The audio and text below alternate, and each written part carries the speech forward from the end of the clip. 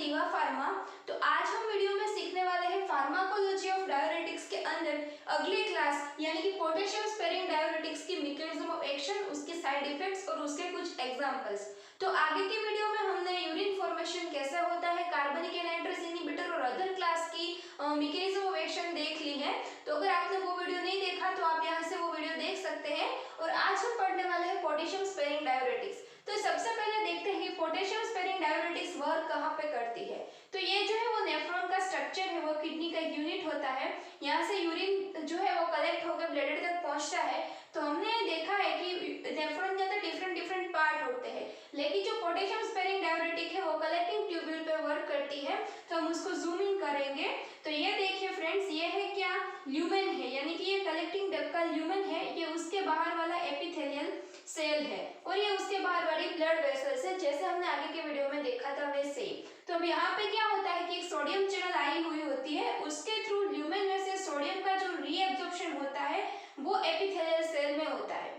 फिर सेल और blood vessel के बीच एटीपीएस ट्रांसफरेज आया हुआ होता है। वो क्या करता है कि सोडियम को अंदर लेता है और पोटेशियम को ब्लड वेसल्स के थ्रू सेल के अंदर लेता है। वो सोडियम और पोटेशियम का ट्रांसफर करवाता है। लेकिन जब सोडियम यहाँ से इधर चला जाएगा रीअब्सॉर्ब होके, तो इसके अंदर नेगेटिव आयन का कंडक्टेंस बढ़ जाएगा।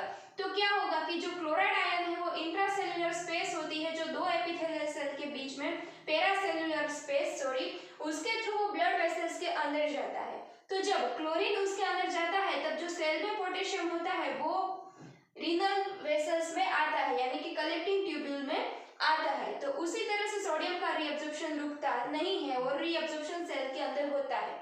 लेकिन जब हम पोटेशियम स्पेरिंग डायूरेटिक्स लेते हैं तो वो दो मैकेनिज्म पे वर्क करती है।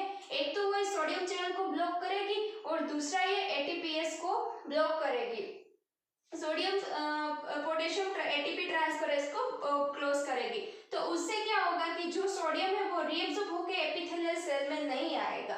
तो सोडियम यहाँ पे नहीं आएगा तो क्लोराइड यहाँ पे नहीं जाएगा और पोटेशियम यहाँ पे नहीं आएगा। तो उसकी वजह से क्या होगा कि पोटेशियम का जो एक्सक्रीशन है वो रुक जाएगा, यानी कम होगा, और पोटेशियम जो है वो ब्लड वेसल्स में ज्यादा रहेंगे, वो एक्सक्रीट आउट नहीं होंगे। तो उसको बोलेंगे पोटेशियम स्पेरिंग, यानी कि पोटेशियम को रिटेन करता है।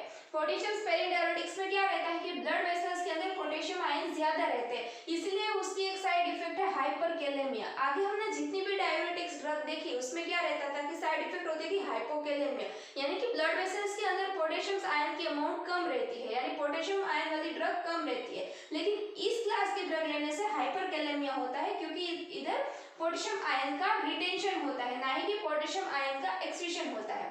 तो अब दो टाइप से ड्रग वर्क करके हमने देखी। पहली कौन सी है, आल्डोस्टेरोन इनहिबिटर। अब आल्डोस्टेरोन क्या है, तो आल्डोस्टेरोन जो है वो ब्लड वेसल्स के अंदर से क्या करता है, वो सेल्स के अंदर उसके रिसेप्टर आए हुए होते हैं, उसके साथ बाइंड होता है इंट्रासेल्युलर रिसेप्टर के साथ, और कुछ ऐसे जीन का एक्सप्रेशन करता है कि जिसकी वजह से सोडियम चैनल और एटीपीएस का जो एक्सप्रेशन है वो बढ़ जाता है। तो अगर आल्डोस्टेरोन को ही इनहिबिट कर दे तो ज्यादा सोडियम चैनल और एटीपीएस नहीं रहेंगे। तो क्या होगा कि अगर सोडियम चैनल ही नहीं रहेगी तो सोडियम का रीअब्जॉर्प्शन नहीं होगा।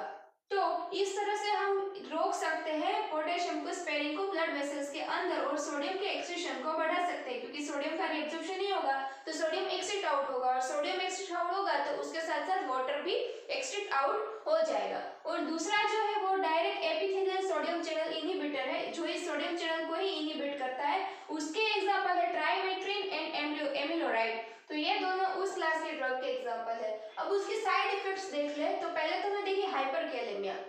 अब क्या है, जो स्पाइरोनोलेक्टोन है उसका स्ट्रक्चर जो है वो कुछ स्टेरॉइडल से मिलता जुलता है, यानी कि टेस्टोस्टेरोन से मिलता जुलता है। तो यहाँ पे क्या होगा कि गायनेकोमेस्टिया होगा, यानी कि मेल के अंदर कुछ गायनेकोमेस्टिया जैसे साइड इफेक्ट देखेगी, यानी कि मेल के अंदर जो ब्रेस्ट की साइज है वो बढ़ने लगेगी, और मेंस्ट्रुअल इरेगुलेशंस होगा जो फीमेल्स के अंदर दिखेगा, क्योंकि इसका जो स्ट्रक्चर है स्पाइरोनोलेक्टोन का वो टेस्टोस्टेरोन से सिमिलर रहता है। और उसकी एक साइड इफेक्ट है मेटाबॉलिक एसिडोसिस, क्योंकि जब यहाँ से क्लोरीन आयन ब्लड वेसल्स के अंदर जाता है तो उसके थ्रू हाइड्रोजन आयन जो है वो H+ वो बाहर आते हैं, यानी कि रीनल ट्यूब्यूल में आते हैं। लेकिन जब ये सब नहीं होगा तो हाइड्रोजन भी अंदर रहेंगे, यानी कि ब्लड वेसल्स में रहेंगे। तो क्या हो जाएगा कि एसिडोसिस हो जाएगा, H+ ion related to acid. अब यूसेज देखें तो जो पोटेशियम स्पेरिंग डायूरेटिक्स है वो वीकर एक्शंस है, इसलिए हम उसे ज्यादातर कोई डायरेक्ट डिजीज के लिए यूज नहीं करते, बल्कि उसे हम कॉम्बिनेशन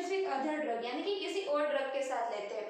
अब अगर फ्रेंड्स फास्टेस्ट रिवीजन देखें तो हमने यूरिन फॉर्मेशन की इंट्रोडक्शन देखी थी, डायरेटिक्स फार्माकोलॉजी की इंट्रोडक्शन देखी थी। उसमें 5 क्लास की ड्रग आती है। पहले होती है कार्बनिक एनहाइड्रस इनहिबिटर, जिसमें हमने देखा कि वो कार्बनिक एनहाइड्रस एंजाइम को इनहिबिट करके सोडियम का एक्सक्रीशन बढ़ाती है। फिर हमने देखी ऑस्मोटिक डायरेटिक्स, वो थ्रू आउट ऑस्मोसिस पे काम करती है, यानी कि ऑस्मोलिटी पे वर्क करती है, वो पूरे नेफ्रॉन पे काम करती है। और जो कार्बनिक एनहाइड्रस इनहिबिटर थी वो पीसीटी पे काम करती है। उसके बाद हमने देखी लूप डायरेटिक्स, जो इस एसेंडिंग लूप ऑफ हेनले पे काम करती है। फिर होती है हमने देखी थायराइड डायरेटिक्स, जो डीसीटी पे काम करती है। उसके बाद हमने देखी है पोटेशियम स्पेरिंग डायरेटिक्स, जो हमने देखी पोटेशियम स्पेरिंग डायरेटिक्स जो हमने आज के वीडियो में देखी। तो हमने अगले वीडियो में देखा था कि थायराइड एक ही ऐसी ड्रग है जिसके अंदर हाइपर कैल्शियमिया होता है, वैसे ही पोटेशियम स्पेरिंग डायरेटिक्स एक ही ऐसी ड्रग है जिसके अंदर हाइपर कैलेमिया होता है। Thank you friends.